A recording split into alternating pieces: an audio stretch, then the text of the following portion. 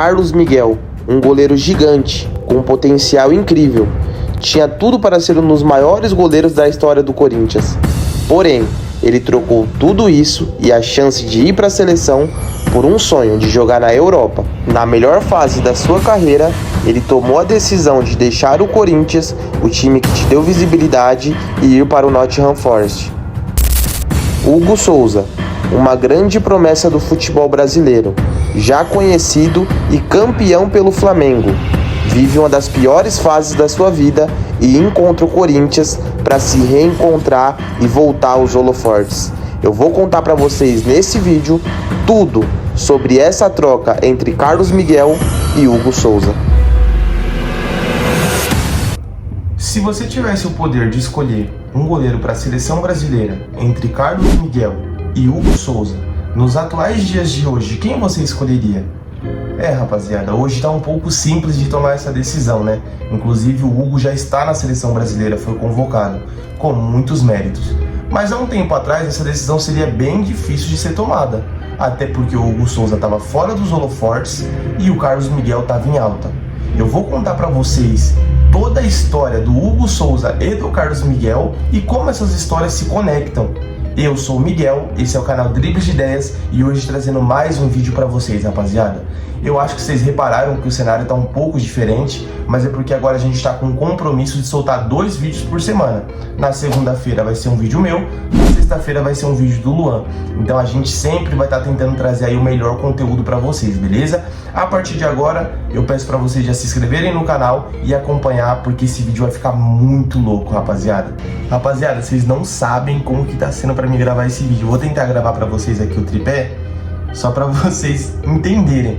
Como o tripé fica na casa do Luan, porque a gente grava mais lá, eu deixei tudo lá, rapaziada. Então eu tô só com o meu celular aqui e eu vou mostrar pra vocês a gambiarra que eu tô fazendo pra gravar esse vídeo. Pega a visão. Aí, rapaziada, forte abraço, hein? Mano, olha que improviso. Repara na minha cama bagunçada na família. Demorou? É nóis. Sem mais delongas, então vamos pro vídeo.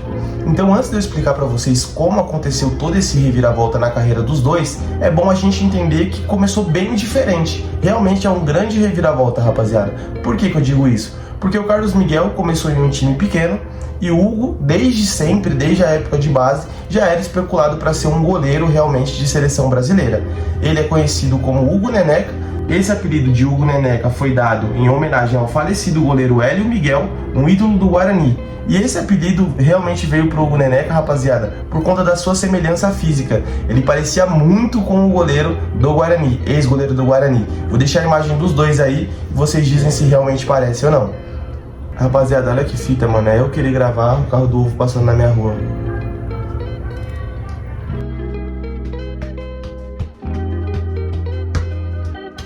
E começando pela história do Hugo, um goleiro que, como eu disse pra vocês, desde a época de categoria de base, já tinha uma ascensão muito grande no futebol, e quando ele estreou pelo profissional, que realmente se firmou aquilo e todo mundo ficou com aquela expectativa sobre o Hugo. Mas o seu começo foi em Duque de Caxias, na Baixada Fluminense. Ele começou a jogar bola com 4 anos de idade, e com a insistência do seu pai, ele começou realmente a levar aquilo como talvez uma profissão. E como muitos outros jogadores, ele começou no futsal, na escolinha do Vasco da Gama. Nesse período ele recebeu um auxílio, uma ajuda de custo ali, né, do Vasco da Gama, de R$600, tendo em vista que na época da infância do Hugo Souza, ele era um garoto de uma origem muito humilde, rapaziada. O atleta foi deslocado ao futebol de campo, onde ele não recebia ajuda de custos mais, e como não tinha condições de arcar, ele acabou saindo do Vasco. Então esse goleiro que a gente conhece hoje, que está na seleção brasileira, poderia ter começado na categoria de base do Vasco e ter iniciado no profissional pelo Vasco.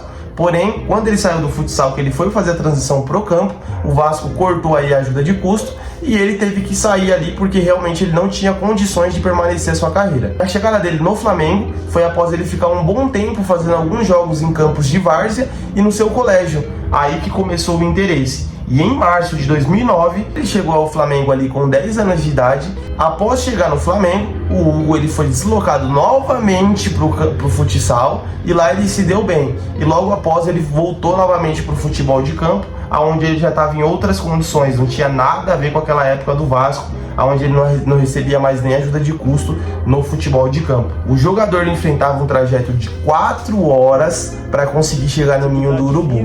Lembrando que ele era de Duque de Caxias e o Ninho do Urubu fica localizado em Vargem Grande, no Rio de Janeiro.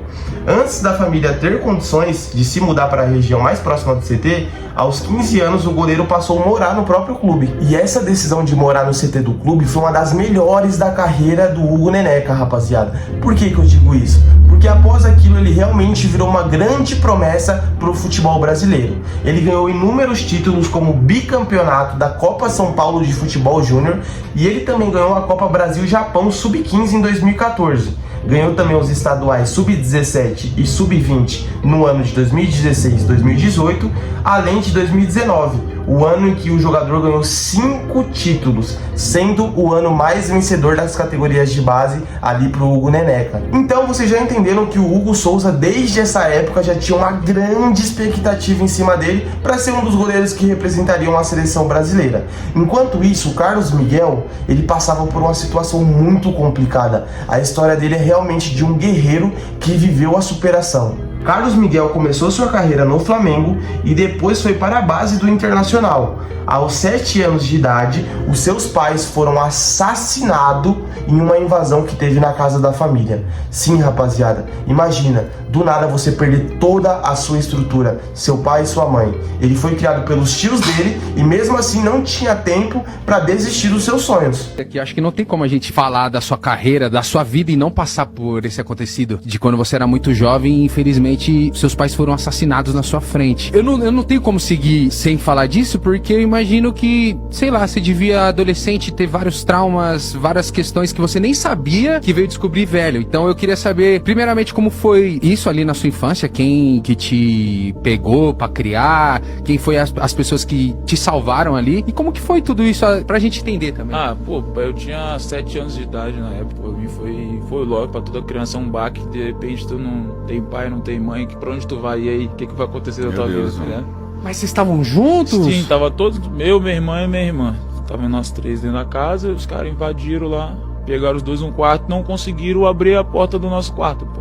Só que a gente não podia trancar a porta, porque nossos pais não deixavam a gente trancar a porta pra, sei lá, eles alguém cair, algum acidente? Alguma criança tá brincando, bater de cabeça no chão, que eu era tentado pra caramba. Minha mãe também não deixava eu trancar a porta. Só que, não abriu a porta.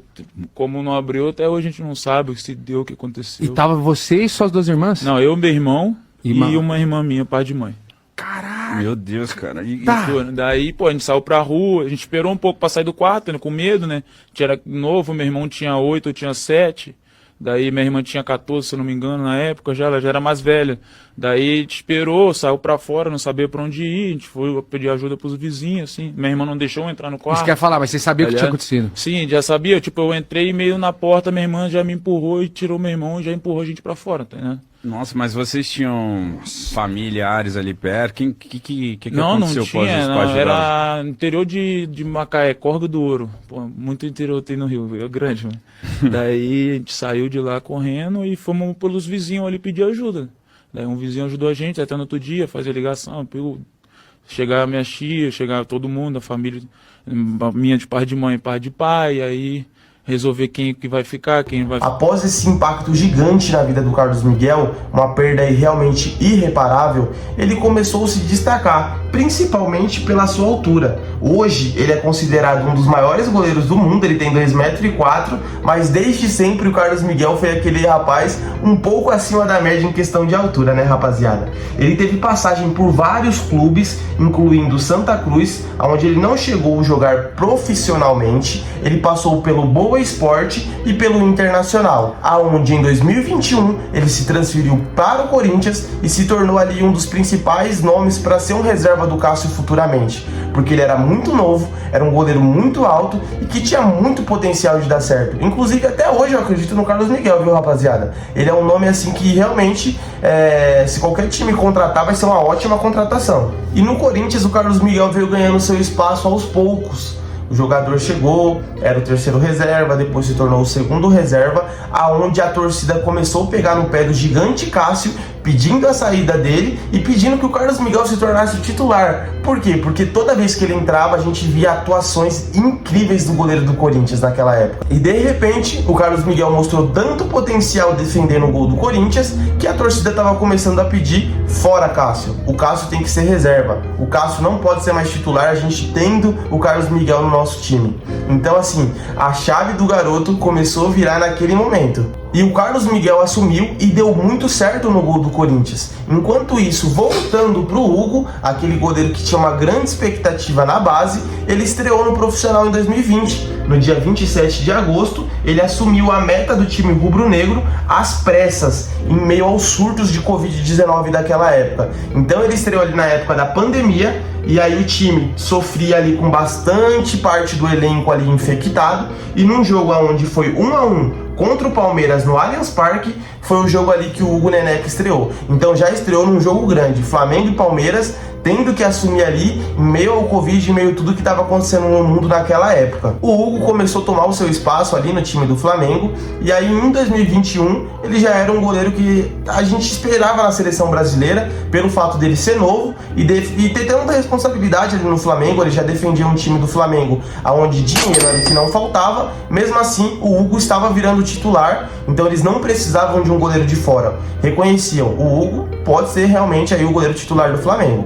Porém, em 2021, no dia 11 de novembro, ele sentiu, rapaziada, sentiu a pressão realmente do futebol, que foi num jogo da Copa do Brasil, onde nas quartas de finais o São Paulo estava jogando ali contra o time do Flamengo, e o Hugo Neneca foi tentar dar um drible ali, onde ele foi muito infeliz e ficou marcado na carreira do Hugo. O Hugo, independente de ser um goleiro muito bom embaixo das traves, ele mostrava ali que tinha alguma dificuldade, algum defeito ali em sair jogando a bola com os pés. E isso ficou muito evidente ali após essa partida aí da Copa do Brasil, que prejudicou demais o Flamengo. No ano de 2021, teve mais uma falha na última rodada do Campeonato Brasileiro, onde jogou Flamengo e São Paulo, e naquele jogo novamente o Flamengo perdeu.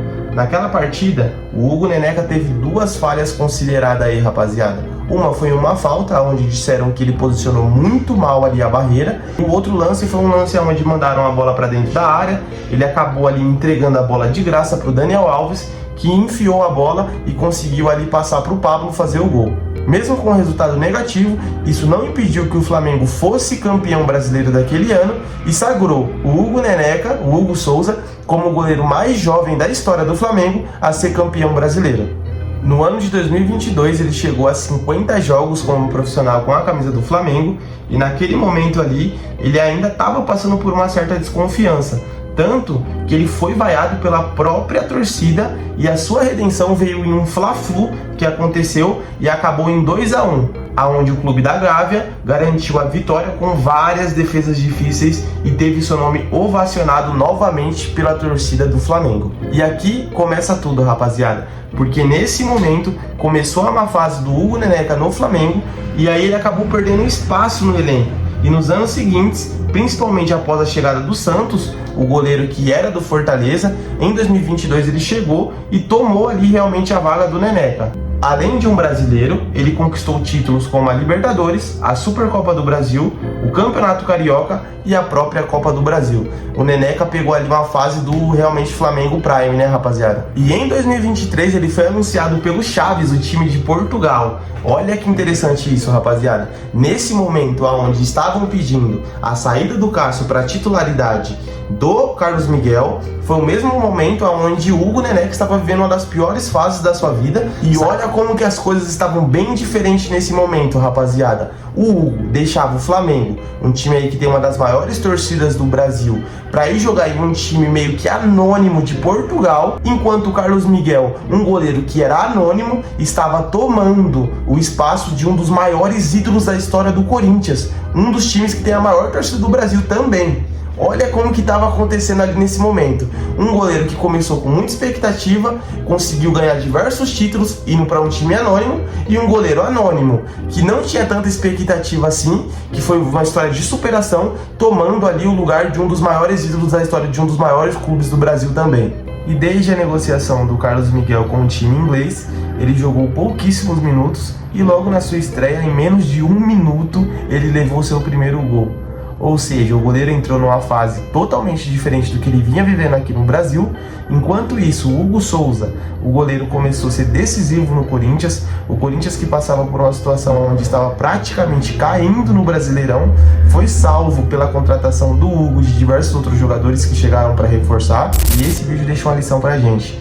O Carlos Miguel, que poderia ser um goleiro hoje de seleção brasileira, tem menos de 200 minutos jogados no time inglês, enquanto o Hugo Neneca conseguiu tirar o Corinthians daquela situação que estava praticamente para cair no Campeonato Brasileiro. Além disso, ele pegou pênaltis importantíssimos na Copa do Brasil contra o Grêmio e na Sul-Americana contra o Red Bull Bragantino, pegando 3 pênaltis seguidos, e mostrou que realmente ele é um goleiro que hoje merece ser convocado para a seleção brasileira. Enquanto o Carlos Miguel, que estava em um bom momento, nos deixa uma lição.